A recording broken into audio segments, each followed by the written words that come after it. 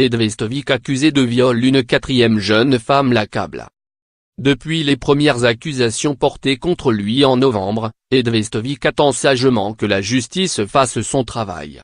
Fin mars, le parquet de Los Angeles confirmait qu'une enquête était bien ouverte contre l'acteur britannique de 30 ans.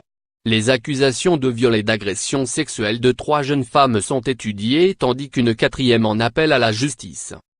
Selon le magazine américain Us Weekly, la styliste Haley Friedman a enfin déposé plainte. Je vous confirme qu'Haley a déposé plainte mercredi, 4 avril 2018, elle rencontrera l'avocat général la semaine prochaine, a fait savoir son porte-parole. La jeune femme de 24 ans a porté plainte pour plusieurs viols.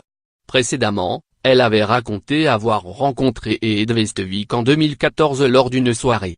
Leur premier rapport sexuel était consenti mais se serait très mal déroulé et la jeune femme comptait s'en aller. La star de Gossip Girl l'aurait empêché de s'en aller, l'aurait ensuite violé sous la douche et violenté à plusieurs reprises.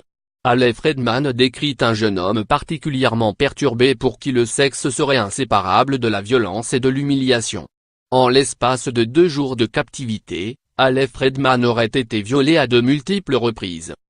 Ce qui fait froid dans le dos, c'est que des années plus tard, sur une séance photo, Haley Friedman se trouve à travailler avec Jessica Serfati, l'actuelle compagne de l'acteur. Friedman lui aurait glissé de faire très attention avec Edvestovic. Pour l'heure, Serfati feint d'ignorer toutes les accusations qui pèsent sur son compagnon.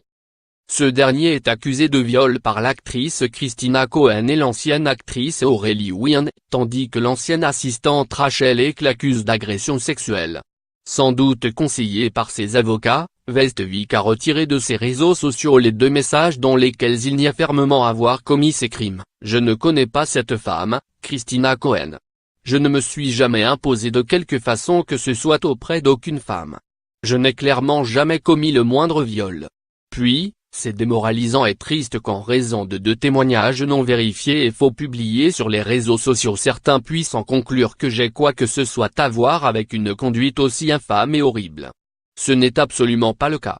Je coopère avec les autorités pour qu'elles puissent m'innocenter le plus vite possible.